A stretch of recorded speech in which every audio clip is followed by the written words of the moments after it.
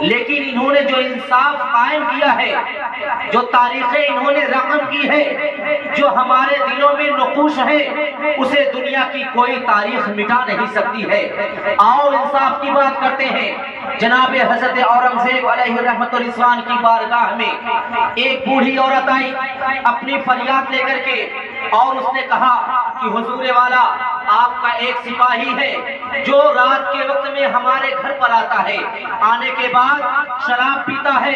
اور شراب کے نشے کی حالت میں ہمارے گھر کی عورتوں سے بدتمیزیاں کیا کرتا ہے، گھر کے سامان کو توڑ پھوڑ کر کے چلا جاتا ہے۔ عزیزان گرامی، اب دیکھیے حضرت اورنگزیب علیہ رحمت و رضوان کے انصاف کو۔ آپ نے کہا کہ ٹھیک ہے، جب وہ کل تمہارے دروازے پر آئے گا، تمہارے گھر آئے گا، تو تم مجھے آ کر کے چپکے سے خبر کر دینا۔ عزیزان محترم، آپ نے اسے نصیحت کی، نصیحت کرنے کے بعد آپ نے اسے بھیج دیا کہ تم جاؤ اور گھر پر سکون کی نیند سو جاؤ، آرام سے تم رہو، جب تمہارے گھر وہ سپاہی آئے گا، آنے کے بعد تم مجھے خبر کرنا۔ عزیزان محترم، اس کے بعد کیا تھا؟ حضرت اورنگزیب علیہ رحمت و رضوان نے جب آپ نے یہ وصیت فرما کر کے اس عورت کو اپنے گھر بھیج دیا، وہ عورت چین و سکون کے ساتھ اپنے گھر آئی، سو گئی۔ عزیزان محترم، اس کے بعد جب صبح کی سفیدی نمودار ہوتی ہے، پھر شام ڈھلتی ہے، اس کے بعد وہی سپاہی آتا ہے، آنے کے بعد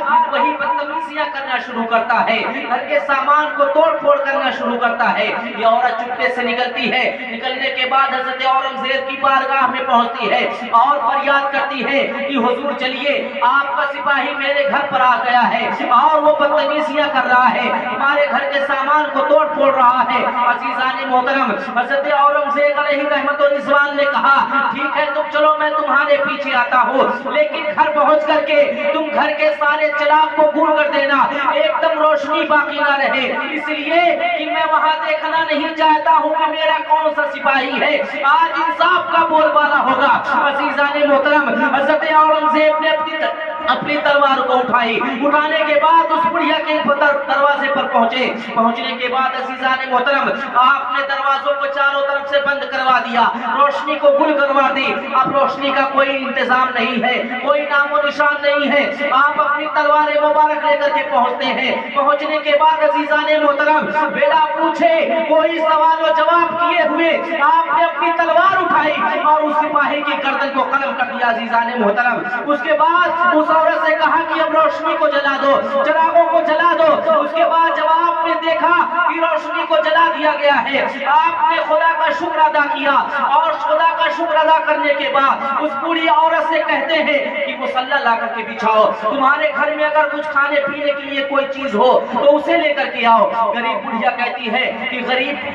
غریب کے گھر پر سوکھی روٹی کے علاوہ کیا مل سکتا ہے؟ آپ نے سوکھی روٹی منگوائی، اس سوکھی روٹی کو کھایا، خدا کی بارگاہ میں 2 رکعت نفل ادا فرمائی۔ عزیزان محترم، اب بڑھیا حیران و پریشان ہے کہ بادشاہ سلامت، آخر آپ نے گھر میں داخل ہونے سے پہلے چراغوں کو کیوں بجھوا دیا تھا؟ آپ کہتے ہیں کہ اس لیے کہ جب تم نے میرے گھر پر، میرے دروازے پر آ کر کے فریاد رسی کی تھی، فریاد کو تم نے طلب کیا تھا، اس وقت میں نے قسم کھا لی تھی خدا کی بارگاہ میں کہ میں اس وقت تک پانی کا ایک قطرہ نہیں پیوں گا، روٹی کا ایک ٹکڑا نہیں کھاؤں گا، جب تک کہ میں سپاہی کو سزا نہیں دے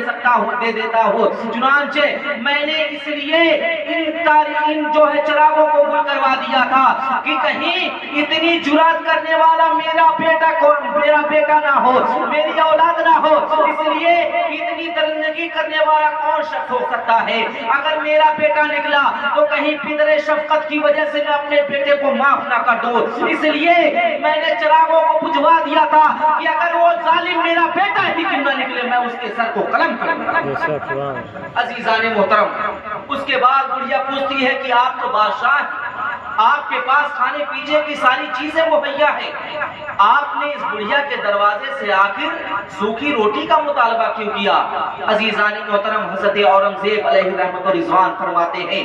کہ اس لیے جب سے تم نے آ کر کے میرے دروازے پر تم نے شکایت درج کی تھی، اس وقت سے میں نے اپنے آپ سے عہد کر لیا تھا، خدا کی بارگاہ میں قسم کھا لی تھی کہ جب تک انصاف کا بول بالا نہیں ہوگا، نہ میں ایک روٹی کا ٹکڑا کھاؤں گا، نہ تو پانی کا ایک قطرہ پیوں گا۔ اور جب میں نے انصاف کو قائم قائم کر دیا، تب جا کر کے اس وقت سے لے کر کے اب تک میں نے جو ہے روٹی کا ٹکڑا کھایا اور پانی پیا۔ اب عورت پوچھتی ہے کہ پھر یہ مصلی کی ضرورت، نماز پڑھنے کی ضرورت؟ تب پھر حضرت اورنگزیب علیہ رحمت و رضوان فرماتے ہیں اس لیے کہ جب میں نے چراغوں کو گل کروا دیا تو میرا مقصد یہ تھا کہ اتنی جرات کرنے والا شخص آخر ہو کون سکتا؟ میرے سپاہی تو مجھ سے ڈرتے ہیں، جانتے ہیں کہ اورنگزیب انصاف کرتا ہے، تو بھاگ لی۔ تو آخر اتنی درندگی کرنے والا، اتنی جرات اور اتنا ظلم کرنے والا کون ہو سکتا ہے؟ میرے دل میں خیال پیدا ہوا، خدشہ پیدا ہوا کہ کہیں میرے گھر کا کوئی فرد، میرا بیٹا یا میرا بھائی یا کوئی میرے خاندان کا کوئی شخص تو نہیں ہے۔ جب میں نے اس کے سر کو قلم کر دیا اور سر کو قلم کرنے کے بعد جب میں نے چراغا کروایا، روشنی جو ہے بکھروائی، اس کے بعد میں نے دیکھا کہ یہ میرا بیٹا یا میرے گھر کا فرد نہیں ہے، تو میں نے اللہ کی بارگاہ میں شکر ادا کیا کہ اے رب تبارک و تعالی، یہ وہ شخص نہیں ہے جس کو میں سمجھ رہا تھا، اور آج تو نے مجھے رسوا ہونے سے بچا لیا کہ یہ میرے گھر کا فرد ہے۔ عزیزان محترم، تو اورنگزیب علیہ رحمت و رضوان کی وہ تاریخ ہے کہ مسلمانوں نے جب انصاف کو قائم کیا عزیزان محترم،